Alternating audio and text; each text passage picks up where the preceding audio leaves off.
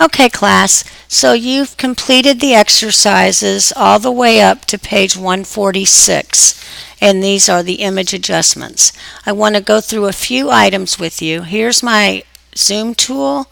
I can have scrubby zoom selected, and remember the options change with every tool, and I can just kind of go in and drag in or drag out. Now, it sometimes gets to be really disconcerting.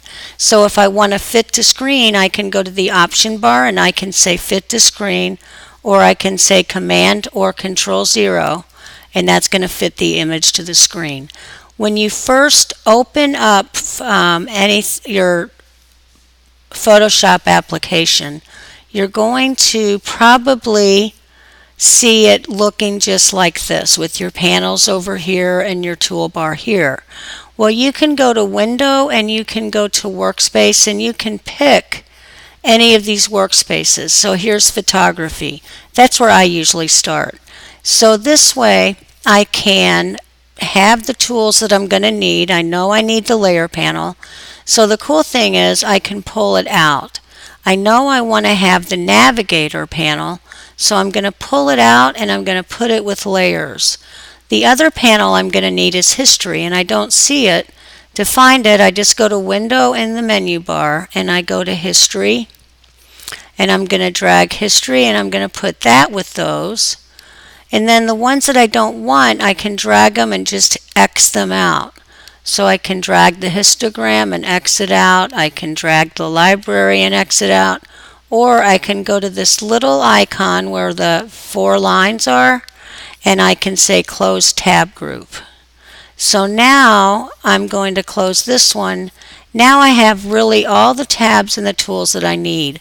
So I can go to Window and I can go to Workspace, and I can call it a new workspace and I can name it Abby Favorite. Then when I go to Window, Workspace, I can open it up. So what I'm going to do is name it again. I'm going to go to New Workspace, name it Abby's, and save. So now I can come back in, I can go to Window, Workspace, Abby's. Now that I've got that settled, I've learned how to put my adjustments on by going to Image Adjustments or selecting one of the 3, Auto Tone, Auto Contrast, Auto Color. For this assignment 1 in week 3, what you're going to do is make your own image adjustments in the layer panel. So when I make my image adjustments like this, let's say Auto Tone, it's embedding that into the image. Do you notice that in the background that is a little bit bluer? So I'm going to hit Command Z and undo it. What I want to do is I want to put this layer adjustment in my layer panel so I have more control. So I'm going to grab my layer panel and pull it down, and then right here, do you see that lock? I'm going to double click between that lock and the word background, and I'm going to unlock my layer, which is now calling it layer 0, and I can select in there until it highlights in blue, and I can name it background, and it's important to name your layers. On the bottom of the layer panel is this circle, and I'm going to go into that, and you're going to notice that I have all of the same adjustments. So I'm going to go to the one right underneath brightness and contrast called levels. When you look at this is the histogram.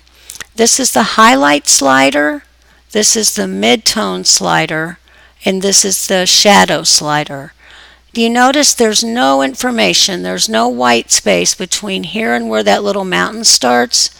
So I'm going to pull my shadow slider down to about there. The same with my highlight. Now notice when I move my highlight that the midtone's going to move with it. So I'm going to pull my highlight down some towards right where the mountain starts to move up, and I'm going to pull my midtones down a little bit. And that looks pretty nice. So that's my image adjustment so far for this layer. If I select this little icon right next to the word level 1, I can see what it looked like before, and I can see what it looks like now. And maybe I've gone a little far, so I can double click right here in the layer, and I can get my property menu back, and it was hidden behind there. I'm going to pull my highlight down just a little bit, and I think I'm going to pull my midtone over to the other edge a little bit more. Now it's not as blocked down there. So I can go back to my layer panel, turn the eyeball on and off, and there's my image adjustment. Now what I'm going to do is go ahead and save it as a Photoshop file.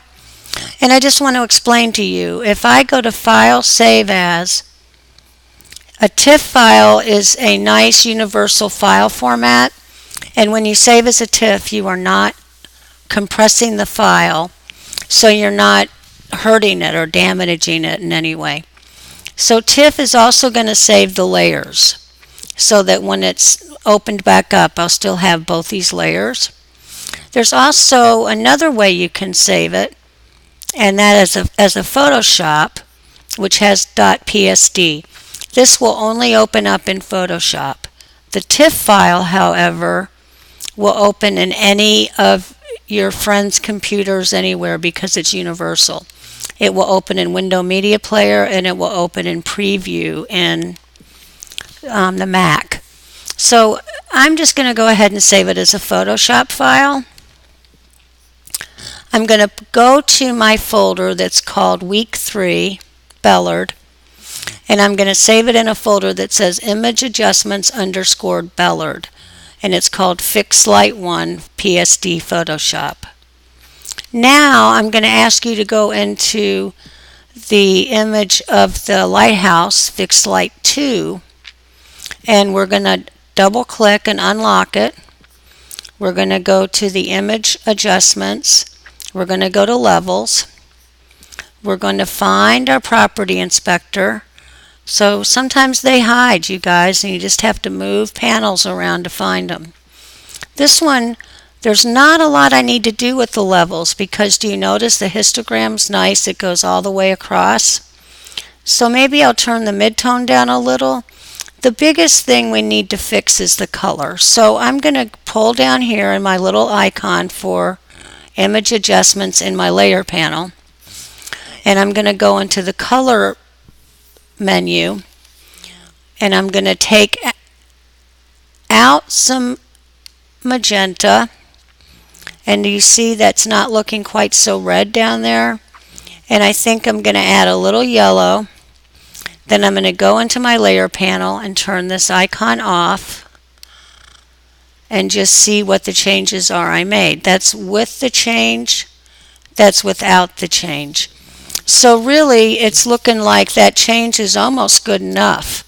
The one thing you can do is you can try to look at the image that's in the book and see if you can get it close to what that image looks like on page 136.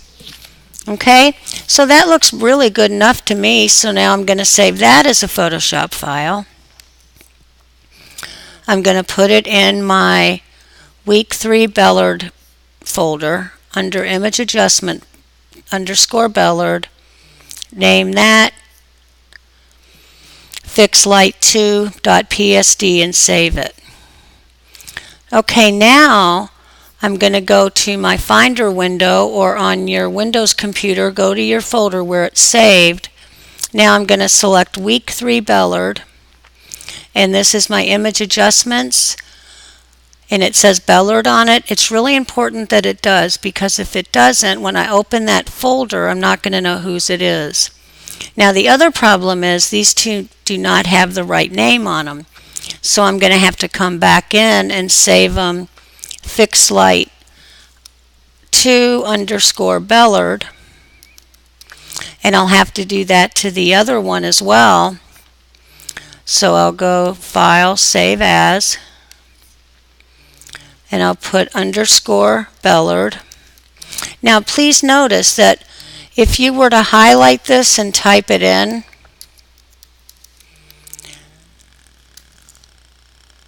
do you notice there's no extension? So what you'll have to do is go out of Photoshop and pick any of the file formats, then go back and put it back on Photoshop, and now it's showing up. It has to have an extension on it. So I'm going to say Save, and now I'm going to go to that folder, and I'll just select the ones that don't have the right name on them and delete them. And now I have this folder and the other folder. Pretend it's there. I'm going to select image adjustments. I'm going to right click and I'm going to say compress. So this is the image or the file that I'm going to upload to the Dropbox for this assignment. Okay, I really hope this helps you guys. In the next video we'll talk about changing an image to black and white.